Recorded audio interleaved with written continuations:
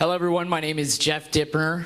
I'm the president of the Student Senate at Minneapolis Community and Technical College. And I want to start out by saying that there's an old saying that says that people learn to lead by doing things they care about. And I've learned a lot in this association, and I've learned a lot in student government. And it was through that consideration of those duties that I've had working alongside the vice president on the platform committee and working in the Minnesota legislature as an intern that make me feel very qualified for this position. And it is those experiences that I want to bring to the table when I take on the challenge of the vice president. Okay, the first question, what skills and experience do you have that qualifies you for this position? Well, as many of you have seen from my campaign material, one thing that I've been really stressing is my experience. I have experience being on the platform committee, which is chaired by the vice president. I feel like I've been a really outstanding member of that committee as well. And also I've worked at the legislature.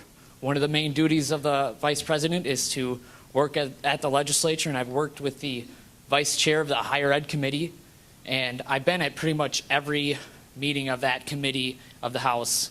And I think it's one thing to take a class on state and local politics, and it's a whole nother experience to actually be actively engaged in it in the Capitol.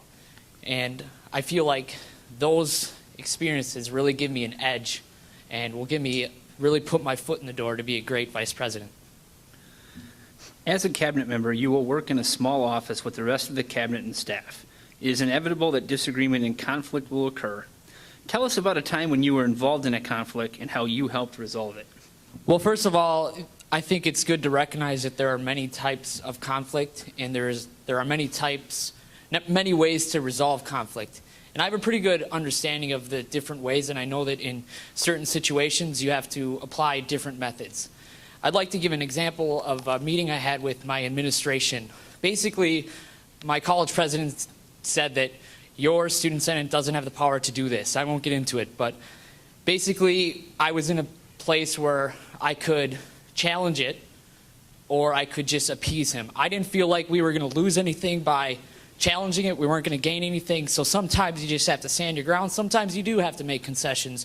But it's important to know the difference in which method to apply in different situations. And I feel I have a pretty good grasp on that.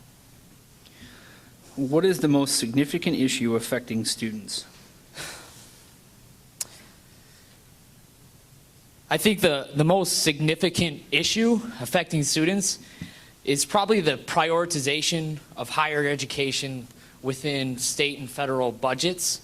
What we do every year when we go to the legislature is we compete. We're competing for funding, we're competing for attention, and we have a hard battle ahead of us because health and human services is a big priority, and K through 12 education is a big priority, and what we need to tell the legislature is higher education is important. Higher education is going to be the fuel for helping the economy get back on track.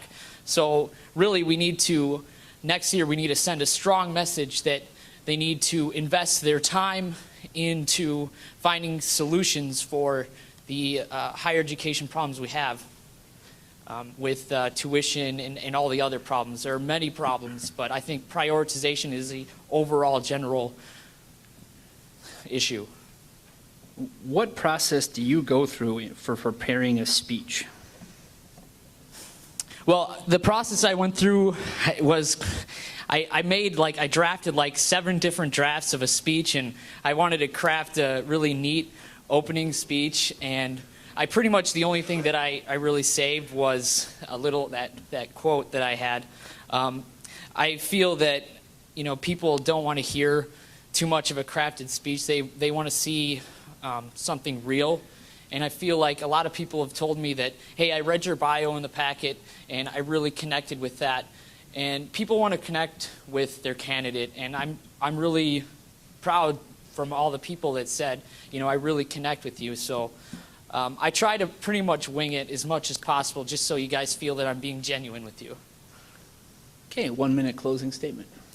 Well, I just want to thank everybody who I've met this year, everybody who I've known since I've been in MSCSA.